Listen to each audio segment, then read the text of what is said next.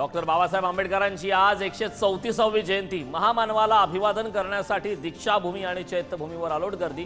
मुख्यमंत्री देवेंद्र फडणवीसांसह दोन्ही उपमुख्यमंत्री चैत्यभूमीवर जाऊन बाबासाहेबांना पुष्पांजली अर्पण करणार। मुंबईतील टँकर संपावर तोडगा निघेपर्यंत आपत्कालीन व्यवस्थापन कायदा 2005 लागू। विहीर, कूपनलिका आणि खासगी पाण्याचे टँकर्स अधिग्रहित करण्याचे पीएमसी आयुक्त भूषण गगराणींचे आदेश।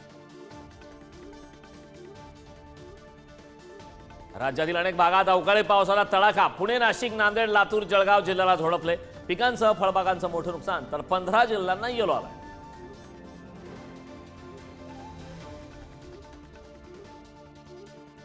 राज्यात एप्रिलमध्ये उष्माघाताच्या रुग्णसंख्येत वाढ। एप्रिलच्या पहिल्या 11 दिवसात 13 जिल्ह्यांमध्ये 34 रुग्ण आढळले। बुलढाणा, नागपूर, परभणी, गडचिरोली जिल्ह्यात सर्वाधिक रुग्ण। शेतकऱ्यांना 2026 अखेरपर्यंत 12 तास मोफत वीज देणार। मुख्यमंत्री देवेंद्र फडणवीसांची वर्ध्यात घोषणा। दिवसा 10 तास वीज देण्याचंही आश्वासन।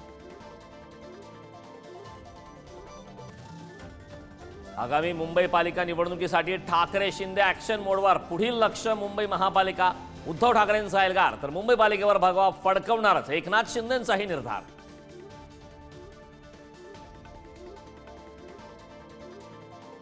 महाराष्ट्राच्या विकासासाठी शरद पवार आणि अजित पवार एकत्र येत असतील तर त्यात चुकीचं नाही। प्रफुल्ल पटेलांचं मोठं विधान। राजकीय वर्तुळात चर्चांना उधाण।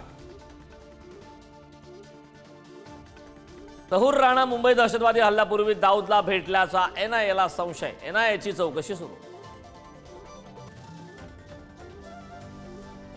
बुलढाण्याच्या मलकापूरमध्ये काही दुकानांना भीषण आग। मध्यरात्री लागलेल्या आगीत दुकानं जळून खाक।